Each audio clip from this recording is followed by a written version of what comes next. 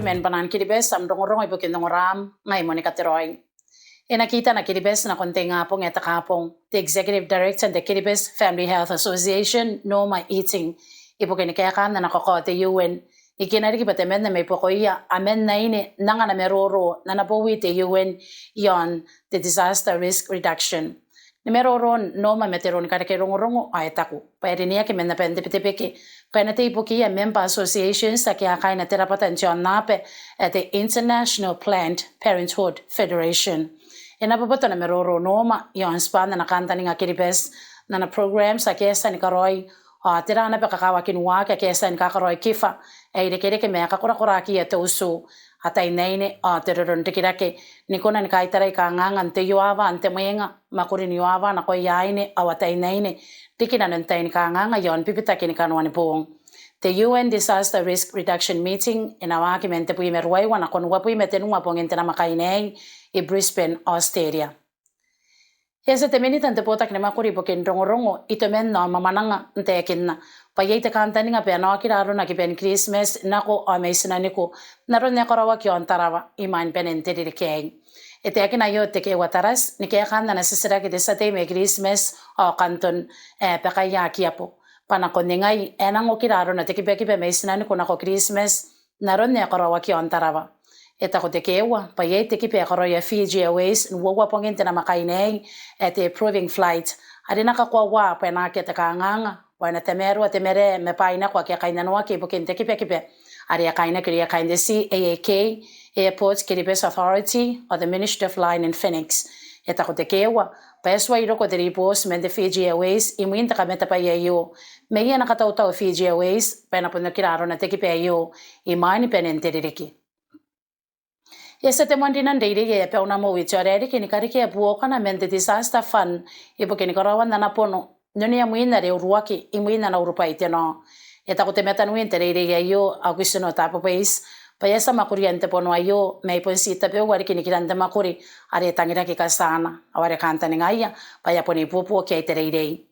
ya kai tau te metan yo na konte kampana na kateite ya ngaya makuria karawan ya pono ayo ngaya inoran tamero na ya makuri men na koroi na pe te pono ayo eta ko pa ayo to wana takarikira ke anora ria ina terei diking kaya pondang ni kora rota kina menta kana kinako asan na pono te taye ena puo karon te meto na koroin te tapo ante to ko ina pe kanganga are na konan rota ki ai terei ya yo.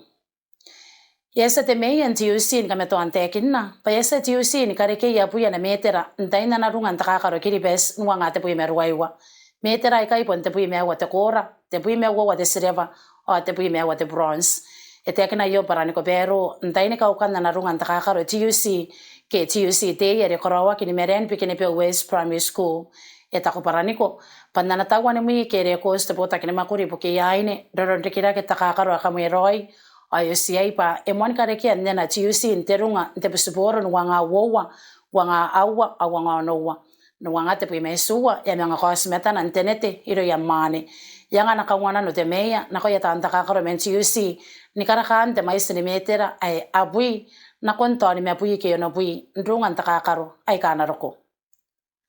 tongorongon te petepeke yesa tirita nte kaitara Samoa awana sakaropoki akia kamusra wa kinkua ni mga kariaka kyokia na konte ausente asa tirita nte kaitara and the Human Rights Protection Party to laipa sailele malelangoi awana sakaropoki leile pule lemoni ayafe nsuanga ki panang deno kiri ya makuri on koroita peya ekameto ato laipa nte pepe ni kongora at the Newsline Samoa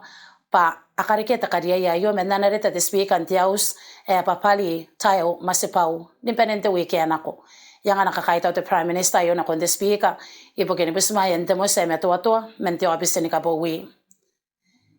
yesa ti office ni kibegi pe New Caledonia ni mga ko karon kipekipena imuinte to we are korawa kin the weekend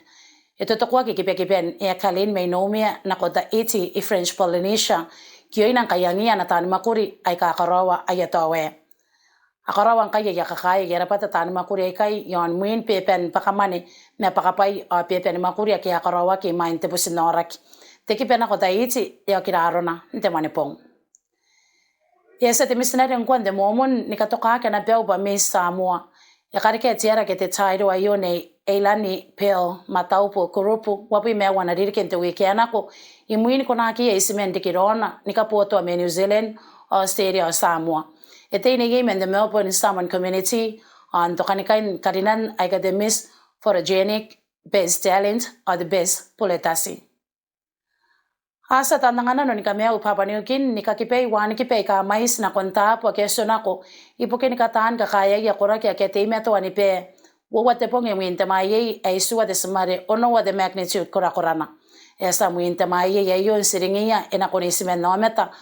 nuru pai makateite ata ko yari postan kare ke rongorongo aria kare ke meria tan ka meu mente yuen pa na kon tene pupua wane pi merwaiwa au sene meka ai ka uruaki Ntiono matang singaya.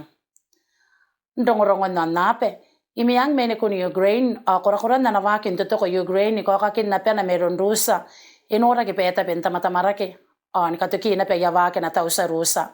Me ndi posi on tapo tapewa ayos pa amay sidongorongo ki osinako. Ikiasa na tangan tausa Rusa, ni karay makuri ni wava on siri men sita yari manini ay Ukraine. Temena de samekan de kawa palaklia ni makoroni Ukraine ka give iswa na kon BBC pa yasan tawa ki ya tausan Rusa ina non napuite pong ay nanon po nga kanni ay yasan ka itara me makuri ni wava nta ka so akaki eta ko te mane yo pa ekona no pa na yo meta ni kosa pa meraki on meku menta po ne pure aketa pewa yasa te kava palaklia no kira Ukraine no anu ante petempa iminta wakina ron Rusa de men era kayon ono wana makaina